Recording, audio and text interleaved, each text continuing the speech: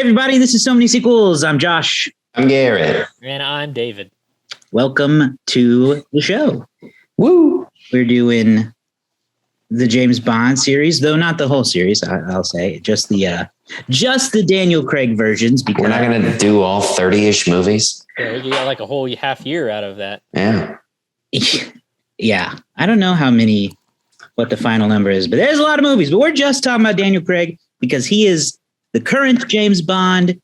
He has a movie coming out soon, and it is his final James Bond movie before who knows whatever happens next. So last week on the show, we talked about Casino Royale. Very fun. Well, David and I talked about it. The rest of the cast was not able to join that week, but David and I talked about it. If you missed that, go check it out on our YouTube channel or wherever you get your podcast from. But today, we're going to talk about the second movie, which is Quantum of Solace. And I'm going to do a little bit, but I don't want to mirror it. Ooh. Look at me. Yeah, you cut off Daniel Craig's head, though. That's okay. I got the title. That's true. Anyway. The double O's in there. The double O's, they snuck those in there. Yeah, that's pretty fun. 007. So we're gonna talk about Quantum of Solace today. This movie came out in 2008. It was directed by Mark Forster. What month did it come out? Out of my own curiosity. November. Was it November? Yeah. Okay. Why? Was it November 7th? They just missed an opportunity to release it in July, and then that poster could have had 007, and then the 7 be the month of the release date. But, whatever. Missed opportunities. I see. I'm just looking at the poster, the way they had, because it's very nice that you can see it is like an angled thing. They could have had Quantum of Solace, and then the release date is 7-something-2008, and they didn't, but whatever. Whatever, indeed. Oh, boy. Anyway, this movie picks up pretty much where Casino Royale left off. James Bond's trying to get to the bottom of Vesper's betrayal, and it leads him down a rabbit hole of tracking down, Mr. White, which he had grabbed at the end of Casino Royale, and it uncovers this whole other big operation, as is usual for James Bond. So I think this was both of your guys' first time to watch this movie. Yeah. I hadn't watched it in a long time myself. I will say that Andrew, who is not with us today, made it very clear to us several times that he thought this movie, it's not that great, was not that great, was not that great. I didn't really like it. So what did you all think? Oh, wow. I think I'm most interested in what Garrett thought, because Garrett, he does have the most interesting background here. Did not like Casino Royale much. Well, so I'll touch on that because I didn't like Casino Royale the first time I watched it, but upon the rewatch, which is why I wasn't on the show last week, is because I genuinely, based on the conversations that Josh and Andrew and I had, I felt like I genuinely didn't see the movie that existed. And so upon my rewatch, there were a lot of things that I ended up missing that filled in a lot of holes that I was missing at the end of the movie. So upon the rewatch, I did enjoy Casino Royale. I thought it was very entertaining. I thought it was a lot more fun than my initial watching led me to believe. But much like you, David, this is my first real experience with James Bond doing these movies, because I think the only one that I've seen prior to this was a marathon on the then Spike TV. And it was the Sean Connery. Yeah, it was the Sean Connery ones. It was edited, and I was absolutely just bored to tears. And I'm pretty sure I fell asleep. So it never set me up in a good way. And so I didn't really have anything to base it off of other than that. But I enjoyed Casino Royale. I think this one was fine. I was kind of thinking about it today, and I had to go back through the Wikipedia page because I don't really remember anything. I thought it was kind of forgettable overall. I think that they had, again, good action scenes, very similar to the first one. They like to start those action scenes with somebody climbing to like you're in a chase and then they just start climbing, right? They did that in the first one. They did that in this one. I did really like the opening car chase because it hit on my claustrophobia a lot. They're weaving in and out of this mountain, which is already stressful for me driving on a mountainous road. But they're going fast. There's 2 lanes, there's tunnels, and I'm like cramped in my seat. But outside of that, I don't think anything stands out other than M's got to trust this dude at some point in time, right? I mean, like, if you don't trust him after that, you got to trust him now. So hopefully that isn't a continuing theme, because I'm tired of it already. I can't trust you, Bond, even though you can. You absolutely can. Well, he's got to stop killing these guys. You know what? It's something that, what do you expect? You know? He's like, I do it to myself because I can't stop killing these people. He does be killing people, but like, what are you going to do? He's a secret agent. Yeah. You know, we see that growth by the end of the movie, though. So that's part of the journey is for Bond to stop killing these people that have info. Yeah. But that's really my take, is honestly, I don't remember enough because it didn't really stick. I mean, I thought it was entertaining in the moment. After the fact.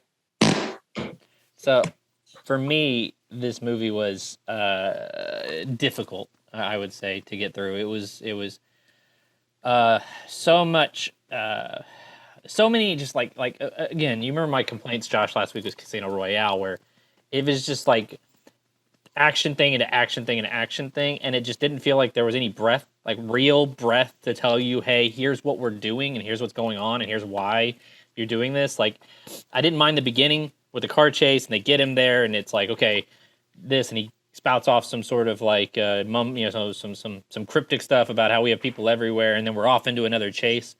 But he's in Italy, then he's in Haiti, then he's in he's in Bolivia, and it's just like so fast. And I'm like, I have no idea what we're actually trying to do at this point anymore. Like, what is the goal? And there was a lack of, I don't need hand holding, but like there was like a lack of like just lifeless. Like it was lifeless. Like it was just so frenetic that I don't feel like I could really enjoy any of the character moments that were happening, because they were few and far between. I had joked at one point because it took. I felt like the first hour just took forever.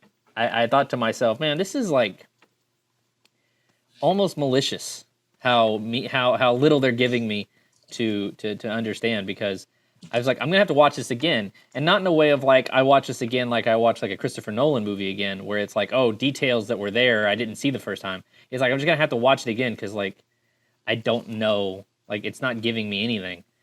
That said, I thought that the last 30 minutes was pretty good.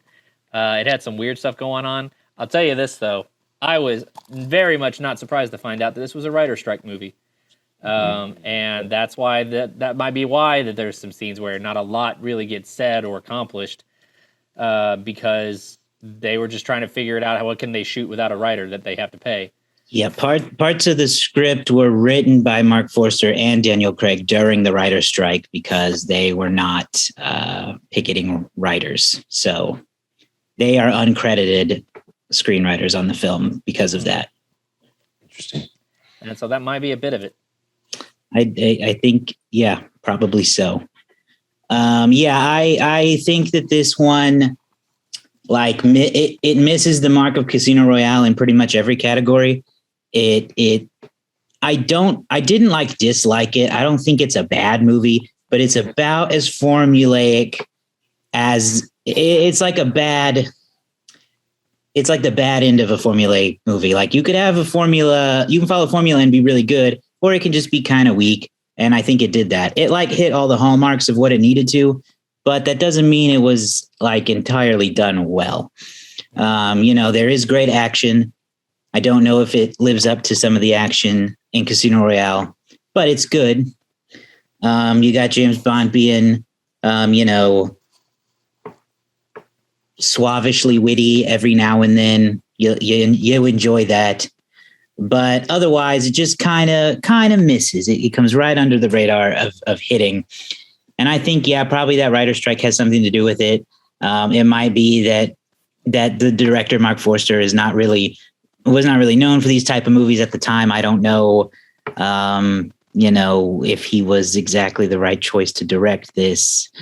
There's a lot. There's a lot that I think just went just enough wrong to make it just an okay movie. It's just fine.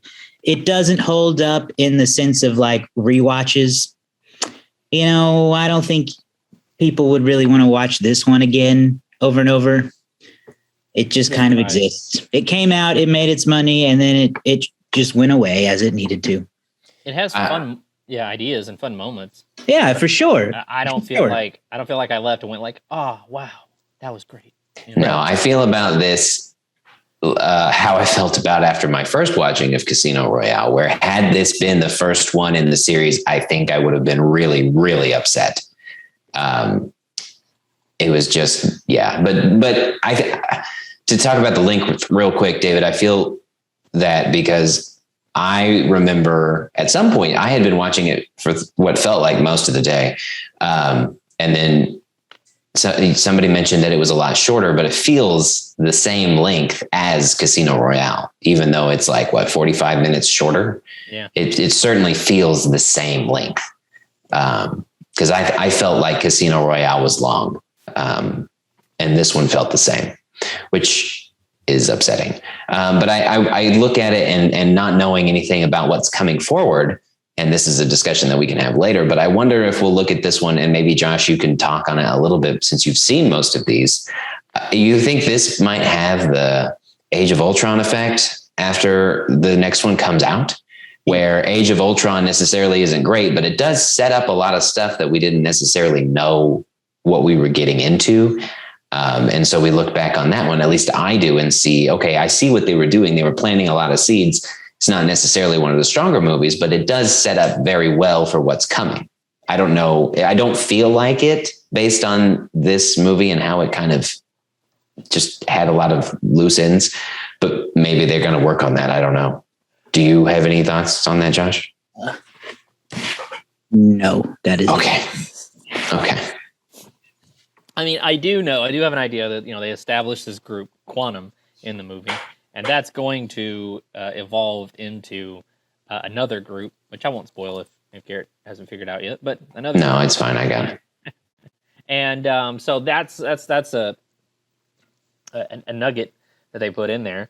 But man, I feel like the movie's really repetitive, and I like some of the ideas. The director, he talks about, there's a scene which basically is very referential of Goldfinger, where the girl bonds with is covered completely in oil, which is reference to the girl being covered completely in gold. And he said it was kind of signify or kind of allude to the fact that like oil is the new main product today, and like it's kind of replaced gold as the most desirable thing. I appreciate that it's kind of got a political element to it. Like it's not like left or right, but it's very much about, corporate environmentalism and finding ways to manipulate the system for the wealthiest among us to continue to be wealthy. I appreciate that, but also it's just took some of those revelations don't really come up until like hour and 25 minutes in the movie, and I was just beaten after like 80 different chase sequences. So, well, and I didn't care for the villain. I didn't find Dominic Green very interesting in any way, shape, or form. Mm-hmm. I think that had they set up the deal that he was working with the president a little more and better established the connection that the president had with the female agent. I don't remember anybody's names. Yeah. That I think could have been an interesting story, but they just kind of put it there. And I don't feel like they built it. And again, the writer strike probably had a lot to do with building some backstory. I just don't really felt like they gave me much of anything to be concerned about. for a really long time. Again, for me, it was just looking like Bond was out to get revenge. He was still trying to bring out the terrorist group. But like, I just don't feel like Green's message was good enough. I don't know. Yeah. I mean, and he as a character, he doesn't really have anything that makes him like really stand out. And I guess that's part of the realism they were going for with this reboot, but nothing stands out about the guy. In fact, I kept thinking another villain was going to show up. Yeah. Was going to be in charge of him. That didn't happen. And that's why I wonder if it's going to be like a middleman thing where, again, I don't know exactly what is coming or who's coming back or how Spectre works in or Skyfall or anything like that. But if Green is just a stepping stone to something bigger, I can see how this would be a building block. Yeah. Yeah. I don't know. I kind of want to get into like some humor now, some stuff that I found to be kind of ridiculous. Please do. First off, I like that there's 2 future cast members of Black Widow in this movie. We had David Harbaugh, and we had Olga. I think is it Olga? Olga Kurylenko, who was she was the woman under the Taskmaster helmet. So both of them managed to sneak their way in this movie. But I want to talk about the big climax. I want to skip to the climax.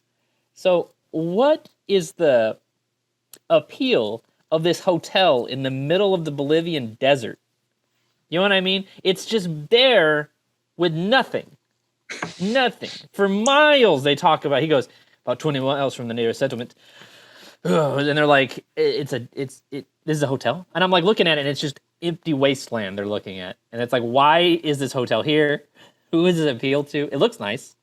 And A, and B, why is it set up with some sort of system where if you blow up one fuel tank, every part of the building slowly explodes along the way? It was just kind of it was such an old-fashioned type of James Bond thing. Of like, he blew up this part of the building, and then slowly the fire spreads, and boom, this part blows up, boom, this part blows up. I don't know. What do you guys think? Would you go to this hotel? No. No. No.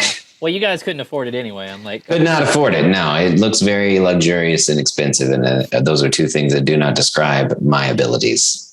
But still, you're right. What's the appeal of it? I mean, you could see it in the background there of your poster. Right. You see it burning there. Look at around it. There's nothing anywhere. No, it's just desert basically. So what? Why? Why do that? It's exclusively for these kind of shady crime deals. But I love the idea of like there's some rich wife that goes, "Oh, honey, let's go to it's in this Wikipedia page somewhere. Let's go to Dinero La Garda and just look at the desert for hours." Okay. The Perla de la Dunas. The Pearl of the Desert. It has to be what that is. The Pearl of the Desert. I believe that. Anyway, rich people got too much money if they're they do these types of places. Well, they got rich people problems. I mean, I wonder if this hotel is inspired by a real desert. The whole like crux of Dominic Green's, villainous plan is to like take control of the water. Yeah. That's about as rich people, boring, I've run out of ideas to be evil you could think of. Like, I'll really get them by taking the water supply of Bolivia. That is also a very similar plot structure to The Tuxedo starring Jackie Chan and Jennifer Love Hewitt. Can't relate to what that is. You cannot resist working in a tuxedo reference. I love The Tuxedo. It's a bad, good movie. Oh, my God. Oh, gee. I'm trying to see if this is inspired by a real hotel. I doubt it. I mean, I don't know if this is... I don't think this one is inspired by any of the books. I think it takes the title from a book, but not any of the plot material. So who knows? So here's an interesting question. I know that you guys have told me in the past that this Bond is the only one that connects. So Josh, do you remember going into this thinking it was going to be something different and then seeing that it was connected and being intrigued, being like, oh, this ties in. They don't normally do that. What are they doing? This is something different. Did you care? I don't think I thought that much about it. It's just like an interesting thing. It's not like it doesn't like change anything. Like, oh, it's nice that they connect, but it didn't make me watch it any more than I would have if they weren't. Because I would like to go back and watch the old ones just to see. Because I, based on, again, very early in my Bond experience, I almost kind of wish that this would have just been a one-off one. I mean, I really don't. I don't know. I know that that everybody says the other ones are really good for the most part. So I'm looking forward to them and hopefully they improve. But this one really kind of sucked the fun out of the first one after I initially thought I wasn't going to have any fun doing it. Yeah. Yeah. I had my issues with the first one, and I luckily things kind of picked up towards the end, but even that has its repetitive issues, and this kind of continues it. So I'm really interested to see how things improve after Skyfall, because I know that one I think is the one that's like the most of the Daniel Craig series. Maybe Casino Royale is. I don't know. No, it is Skyfall. Skyfall was a 5-time Academy Award nominee. First time a Bond movie was nominated since 1980 something. So it is. If you two don't like Skyfall, I just simply will not like you anymore. I think it's valid. And I will speak for Andrew that he agrees. Yeah, I know Andrew likes Skyfall. The two of us will just not associate with you anymore. Let's talk about that a little, Garrett. What would we need to like it? And I would think, give me more actual character time. That's what I would like. And I think I've talked about that. Real character moments. I think I've talked about that, and I don't feel like I get a lot of character development from Bond. And so a lot of my issues, and at least going back to it, is that James Bond is so built into the culture that everybody has a preconceived notion. So even if you've never seen a Bond movie, I have a preconceived notion of what I'm going to get. And so every time that there's a new Bond, if it's not supposed to be like the same person over a span of time, then I think that, and that's what I think a lot of people think when they haven't seen any Bonds, is that they just assume it's the same. It's the same it's meant to be the same person over a course of time. It's just standalone missions. I don't think I ever knew that it was supposed to be a different person each time. I thought it was just the same character. And so I think that if it's supposed to be an established new character, you have to give me something that sets me up for that in a way that makes me care about them. I still don't really care about James Bond. I like him, but I don't care about James Bond. I don't care about James Bond. I really don't. And so I think some kind of connection would be nice. Well, then you would really have not liked the standalone idea, because you will get no character development from those. But that's okay, because it's a standalone. And so then at that point in time, I just care about the mission and how they get it done. And that's my interesting thing. But if these connect over a span of time, then I want to care about the characters and their backstory. And so far I don't. I think we see it a little bit here. This movie starts off with, but what I'm talking about is more time between major things. Like, there's so much action going on that there's very little moments for Bond to just be Bond.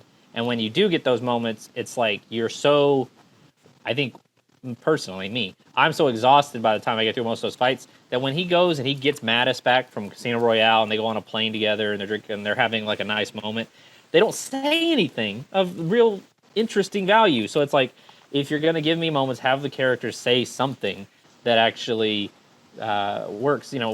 Beginning of this movie, Bond is angry, he's upset, he's in a rage, and he's killing basically everybody. He shoots first, asks questions later, right? That's going to be a problem, because there's somebody who is, outside of their purview that is taking over. And so by the end of the movie, we get those points. He doesn't, he leaves Dominic Green to die, but he doesn't kill the guy who betrayed him and Vesper. Leaves him alive for him to be taken into prison. So we see development, but we just don't get to see. And I don't feel like what I want in Skyfall is to see a little bit more of the beats in between, the moments where he's actually showing off what, some of those character moments. As great as the action is, there's a lot of it that feels so much like the Bourne Identity, where it's just frenetic and chaotic for the sake of it. Anyway. Right. Yeah, I don't know. You might just not like the character then.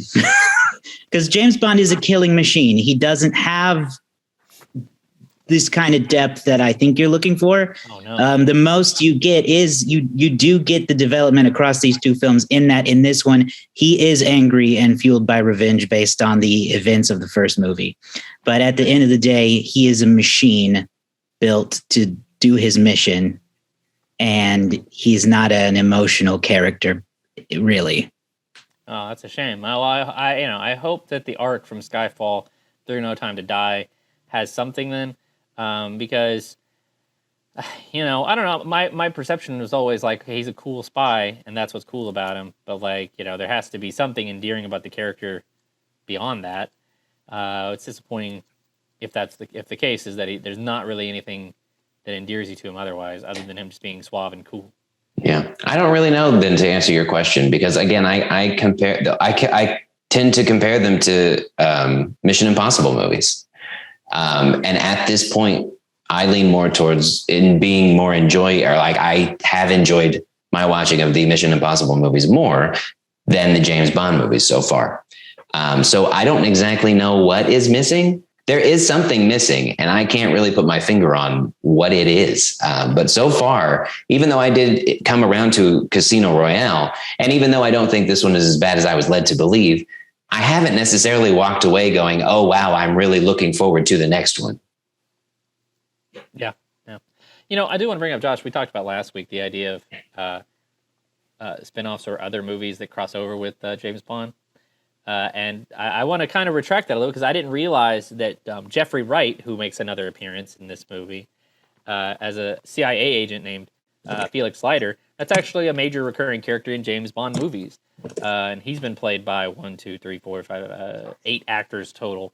So I think that's actually really cool that, there are, am I expected? I know eventually we're going to get to Q or whatever, we're going to eventually, maybe they'll bring in like Moneypenny, these names that I've heard a lot of times. I wasn't familiar with the name Felix Leiter, so I think it's very cool that there are these other characters that are sort of peers of Bond that you get to see. I think that could really, that's the kind of stuff I think could flesh it out a little bit better. But I think that also for me is because of those names is what creates an issue of me assuming that everybody is the same. Like every Bond is the same, because this version of Bond also met this version of this villain, and now this person's meeting this version of this villain. So like they're the same person, they're just telling a different story, is what I have always thought. And so if one of those older characters shows up, then that would lead me to believe that, again, this is the same human being across all spectrums of Bond. Yeah. They're just telling different stories. They're just based on different, like they're all based on, or loosely based on books. Quantum of Solace isn't, and I don't think Skyfall is either.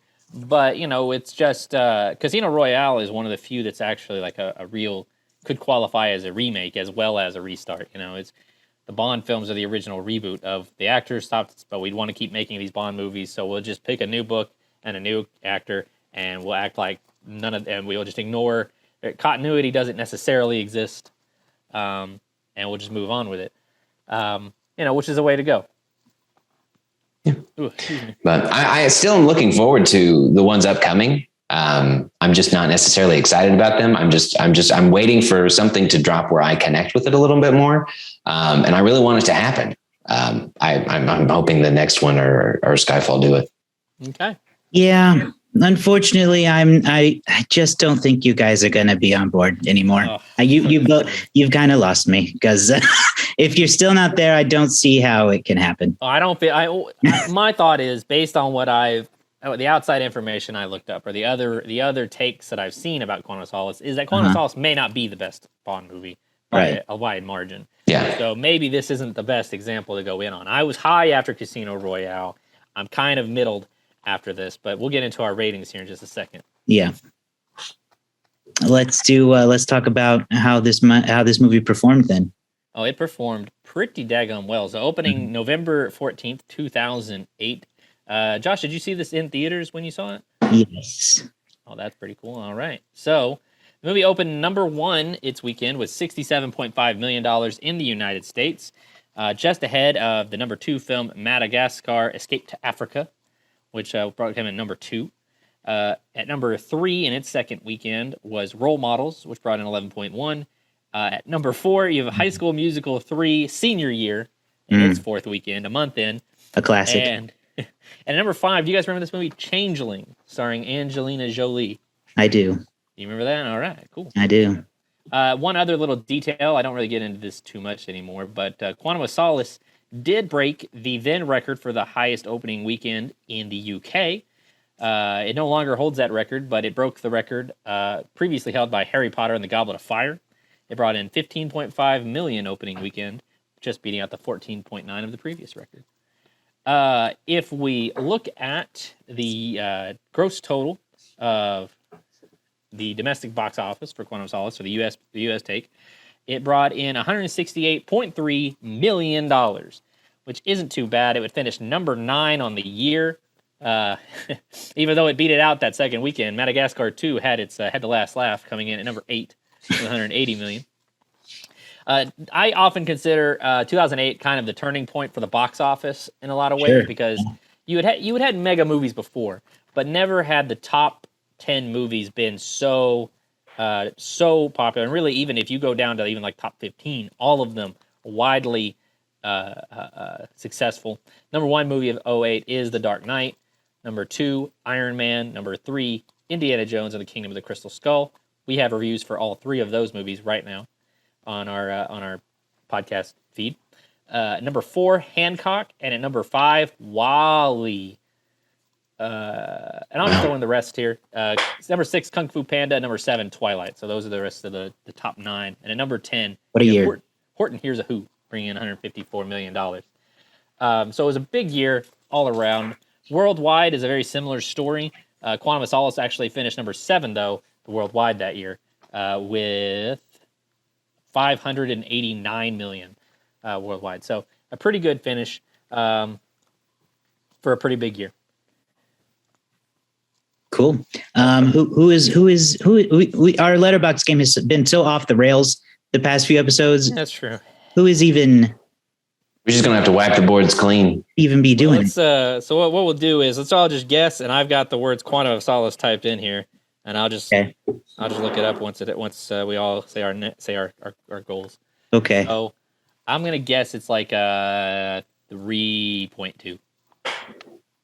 I'm gonna go a little lower with a 2.7.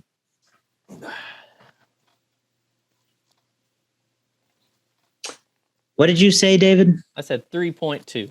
3.2. I'm gonna say 3.0. Okay. Just even 3.0. Okay. Oh, so I forgot. So the winner is oh my. So the scores again were 3.2, 3.0, and 2.7. This week, the winner is the returning Garrett Powders at 2.8 on the Letterboxd score, meaning that I don't know where this stands in the Bond franchise, but good for Garrett.